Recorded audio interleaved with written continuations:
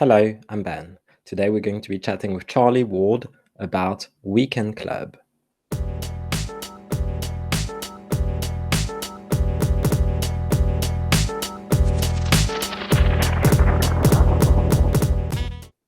Weekend Club is an accountability community for indie hackers and solo entrepreneurs. It offers some remote co-working sessions, a members-only Slack, and some exclusive deals for online products. So to begin, could you tell us a little bit how it all got started, Charlie? Yeah, sure. So hi everyone, I'm Charlie. I'm the founder of Weekend Club. So Weekend Club is, as Ben touched on, so we're an accountability community for indie hackers and solo entrepreneurs. Another term for that is, say, bootstrappers. So people that are building their own business, usually an internet business of sorts, but they're doing it without funding. They're just funding it themselves, basically. And so we focused as an accountability community, a remote accountability community, on helping people get more work done and learn from like-minded entrepreneurs. So the main way we do this is, the reason it's called Weekend Club is because a lot of our members, they have day jobs, but they're often working on their side hustles or projects on a Saturday. So most of them are doing this on their own anyway. And what we do is we create a structure around that day. So it's like a one-day sprint. So it starts with a stand-up in the morning. We have a lunch with a guest Q&A in the afternoon. And at the end of the day, we have a demo and reflection on how we did that day. And it's a really good way to meet like-minded entrepreneurs, learn stuff, and just really like double your productivity for those working on the odd Saturday, basically. Oh yeah, we also have a bunch of discounts and perks we've negotiated. So you'll actually probably end up saving a lot of money by becoming a Weekend Club member as well. So the people joining the club, are they generally developers or entrepreneurs, designers? Yeah, I mean, they're all entrepreneurs of sorts, but I'd say it's about 70% are technical in terms of they do front end or back end or both dev. And the rest are kind of proficient with design or no code or marketing kind of thing.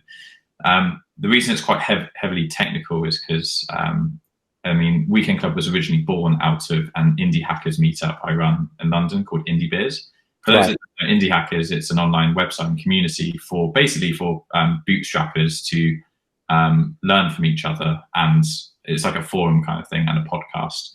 So I started a meetup from that, and my members kept asking me if they could work together on Saturdays, and that's kind of where it kind of naturally, organically came from. Yourself, on a day-to-day basis, how do you contribute to this community? How do you help it work well? So, I mean, one of the main things is like running the actual sessions on Saturdays. So we now do it every week. I do half of them, and my colleague James McKinvin, who runs a great podcast called The Marketing Mashup, he does the other half. So running the actual sessions takes a lot of work. And then apart from that, it's kind of, because it's based on like a Slack mainly, our own Slack community. So a lot of it's kind of common community building things like, you know, introducing people, like sharing relevant content, you know, updating people about like new things in Weekend Club, and you know, also just like common things with being a founder, like onboarding new members. You know, every day. I talk to my members a lot, and sort of growth kind of things. So yeah, there's quite a lot of things involved in it, basically. Earlier in June, you released a blog article about 10 things that you learned while growing an online community. Yeah. So could you tell us about some of what you learned? Yeah, great. So yeah, I wrote an article on indie hackers that ended up being the #1 on indie hackers, actually. So that was the first time I've done that. So very happy about that. So yeah, there were kind of 10 main things that I kind of learned just from the process of starting an in real life community, pivoting it to a paid remote community, and everything that entailed. So I think the first one I mentioned was, I'm just getting them up here. So there is no playbook. Nobody is coming to save you. So I elaborated on that, saying, well, there are good resources on building communities. To a great extent, you need to figure things out, because there's a lot of the things in blogs and books and stuff it covers kind of like the general, like, community building stuff, but every community has its own specific problems and challenges Mhm. you can't always find in a book. And it's partially the same being a founder in general, but like the fact that nobody's coming to save you, you need to figure it out. It's just, I think it's very true, basically. You just need to accept that when you start doing this kind of thing. So what were actually some of the challenges which were specific to your particular case? Yeah, I mean, I think the facts, firstly, that it's an in real life community originally. So originally, Weekend Club was actually in co working spaces, it wasn't actually remote. We had a Slack, but it was mainly managed in a physical location. So obviously, the nature of that when COVID-19 came along meant like I had to basically figure out how to pivot it, force it to be pivoted from physical to remote. And not every business had that problem, and a lot of communities were online, either already online or they just like didn't make that pivot kind of thing. So yeah, I think that was like quite a major thing, just figuring out how to make that work, because you can't just dump a physical event experience. Yeah. Right, exactly. Like you need to kind of rethink it from first principles a little bit, because not everything works in exactly the same way. For example, it's like things need to be more organized and more managed. Whereas if you leave a group of people in a room, actually a real room, they will just like start talking and get to know each other. But if you dump those same people onto a Zoom, it can be a little bit awkward. And it's just the nature of remote versus like in person, basically. So that's actually something that I quite often see, especially for teachers. So I know quite a lot of teachers who used to have face-to-face courses, and then suddenly when they moved into a remote setup, they're not able to execute their activities as they used to do. They can't say, okay, make a group together there and make a group together. And it's a lot harder for them to organize this kind of thing. Yeah, it definitely needs more management and like more thinking than I think people realize to make these things work. Another thing that you mentioned is around community guidelines, and that it's really important to set them up quite earlier on, because afterwards it becomes difficult to make them evolve. Can you tell us about some of the guidelines that you... Yeah, so I mean, with community guidelines, like, any community, even if it's like a subreddit or it's like, anything where there's like users interacting, they have some kind of guidelines online. And we tried not to make ours too long-winded, just because like, people probably won't read them, to be honest, if they're too long, and just to make them relevant to your community. So, I mean, there were some community guidelines that every community probably has, like don't spam too much, do not obviously harass other members. Like those are in every single person's guidelines, I would hope anyway.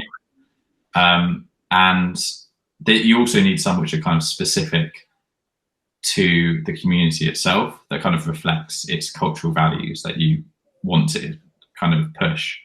So ours, for example, are ones like do the work, for example. So because we're an accountability community, you want people to actually kind of, if they're going to turn up to a session, you want them to actually like do the work that they said they're going to do, kind of thing. I think the first one actually, the first two are be nice and help each other. And actually, the first ever session we did, those are like the only two rules we had, which I wrote on the whiteboard. It's just be nice and help each other. So it's just like, we elaborate on these more. It's not just that, but it's always be respectful and kind to people. But we really want people to help each other at Weekend Club. It's a very collaborative kind of helpful community. It's about kind of everyone succeeding as much as you succeeding. So we actually incentivize helping each other. So like, we have a leaderboard based on, you can like gift each other a custom emoji on Slack. Right. It automatically gives you a point on the leaderboard. And so at the end of the month, like there is like a top most helpful person literally voted by everyone else by the gifts they receive. So that's quite fun. So yeah, I mean, it's basically all stuff that you kind of want to keep your community safe, but also to kind of instill cultural values as well. Right. And so the leaderboard, that's one of the element of gamification that you mentioned in your article as well. Yeah, for sure.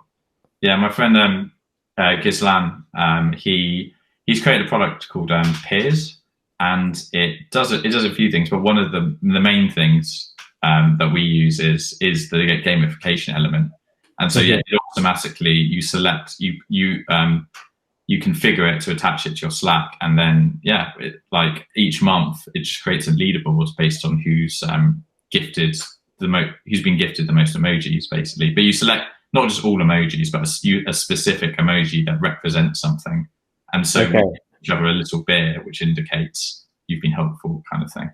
Another thing that you mentioned is around scaling, and that initially it's important not to plan for scaling, to do things which don't scale. But I think a lot of people, especially when you consider online communities, when you need to sort of give each and everyone a bit of attention, it kind of doesn't it become a bit complicated once you reach a certain size within your community?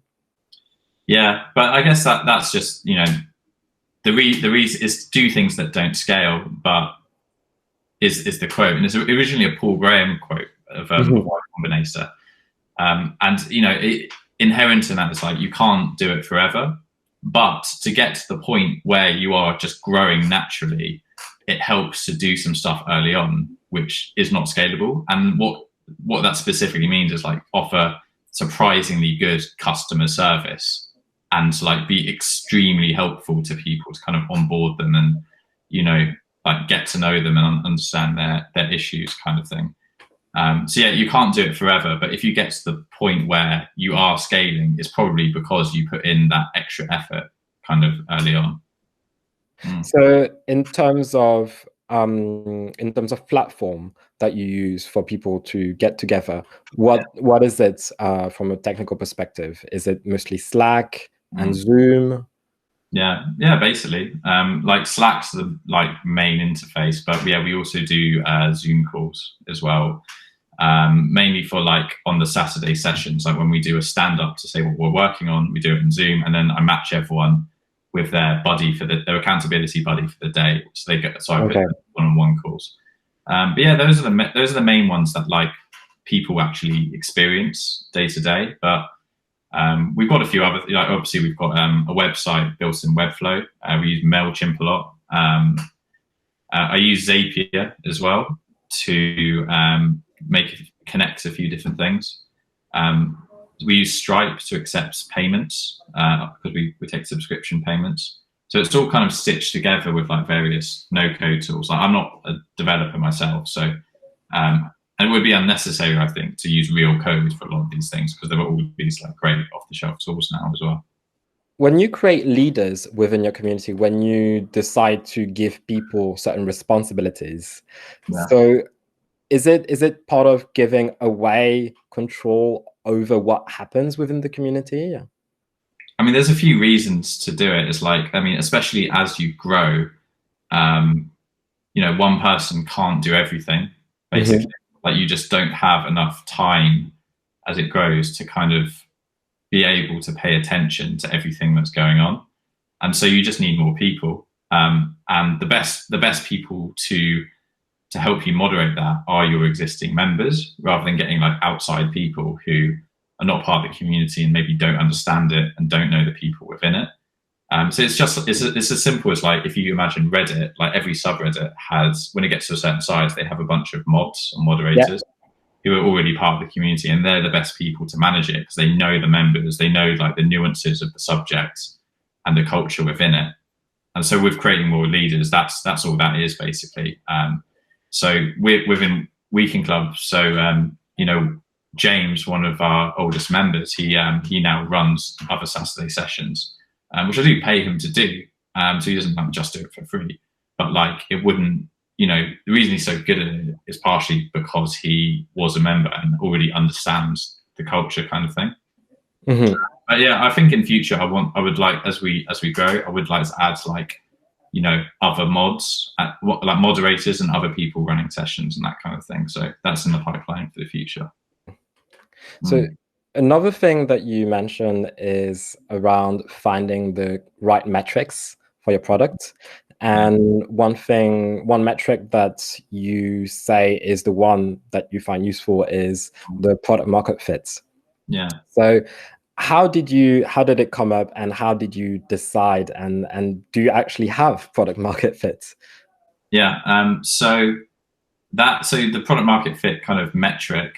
So I first read about it because Rahul Vohra, who runs Superhuman, so he blogs about it, and basically he'd worked with another guy to basically find. So people talk about product market fit a lot, as in like when you reach product market fit, it means people like your product or service enough that you're probably going to be successful. So what all they did was they quantified what that means, like an actual measure for when you have product market fit. The reason it's useful is it's kind of a leading indicator that people like your service enough that it's probably going to continue to be successful and grow. So yeah, all they did was they kind of defined a process to measure it, which we've used for Weekend Club. So we've actually only done it. I've done the test through a survey twice. I'll explain what it is shortly. When we were in real life, we did have product market fit. So it's when at least 40% of your members would say they'd be very disappointed if you went away, as in like the product disappeared. Mm-hmm. And we had about 50% when we were in real life Weekend Club. So that's product market fit. But I measured it just after we went remote a few months ago. And like we've done a ton of iterations since then, but it actually drops off to about 25% or so. Right. So 40%, not terrible, but still not quite a product market fit. So I'm actually going to do another measure in a month, I think, to see. I'm hoping we've increased it again back to around 40% mark. But yeah, we'll see. But yeah, the way it's measured is simply, as I said, it's a survey, and you look at the percentage who would be very disappointed if your service went away, and 40% is the magic number. Basically, that's what you want to aim for. I don't think it's not a guarantee that you're going to be successful, but like it's someone actually measured like companies that did measure this across loads of different companies and found that the ones that got 40% usually went on to be very successful. So that's kind of where it comes from. So, I mean, the fact that it dropped, do you believe that it was mostly due to the fact that you had to move to remote? Yeah, it was entirely to do with that. It was like a similar base of users, and the experience of doing this something like this remote, it is different. There's pros and cons to each one. Mm-hmm. And so at the time we did the second measure, I hadn't really changed anything. It was just the same thing, but on Zoom and Slack. And we've since added a ton of things to it, because it's just like when you're in a room with people, it's like awesome. It's like if you're in a room with like-minded people doing work, it's like automatically quite fun. But when you're remote, you have to kind of engineer things a bit, and you have to like add things and position things in a certain way. So it's considerably better than it was a few months ago. So I feel pretty confident that it's going to be a lot higher than it was. Do you also think that the people who look for face-to-face events and meetups like that, do you think this kind of people has a slightly different profile from the ones who are seeking more remote? Slightly, to an extent. I think there are some people who see benefit in both, for sure. Mm-hmm. Some people it's just situational. Like sometimes they would do remote and sometimes they would do in person, depending on what they were doing that day. But yeah, I think there were some people who preferred to do remote. But the thing is about remote is like there's also a lot of people who don't live in cities, or they don't live in like obviously London where we did Weekend Club, and so there aren't really any in real life options for them. And so being able to join something remote like this is actually great for them, because in their local, it would be too far to go to a major city where actual co-working spaces are, where you would host these in real life events kind of thing. So yeah, I think there are some people that prefer both, but also some who are happy, kind of okay with both as well. Because there are also experiences online you can do which you cannot do in person.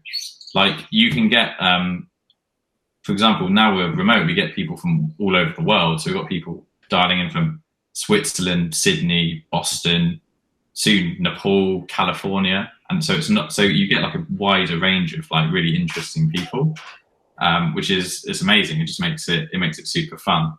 So there's kind of trade-offs to both, really. I don't think one's necessarily like better or worse than the other. Do you think that actually for having a successful online community, you really need sort of a strong brand or a strong way to differentiate yourself from other communities? And I'm kind of rolling back towards the community guidelines here, because I do know that in quite a lot of online communities, for instance, you will have strong statesmen such as no talks about politics. And Right. so do you also believe that in order to be successful, you need hard stances for certain types of conversation and in order to lead people within your community? I mean, I think like banning certain subjects, it's not like a prerequisite to be successful kind of thing. But I think what's important is just have a very clear idea about your positioning, as in like who your core audience is and what your community is for. Like if you don't have the answers to those questions, like you're probably not going to be very successful. Like you just need to be super clear on those things. And that's just like to make sure, you know, your community in isolation is single-minded. But then you need to think about it in relation to other communities.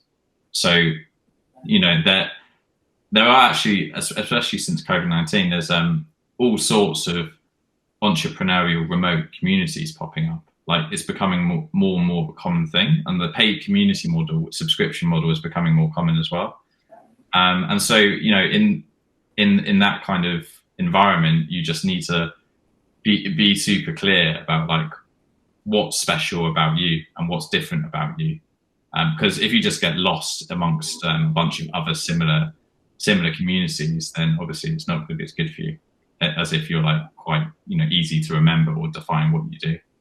Do you think those communities can also be a threat to things such as WeWork, where a lot of people actually sign up in order not just to have a desk, but also in order to be part of a community so that they can go to events, chat with people? Do you think actually it's kind of threatening this sort of business?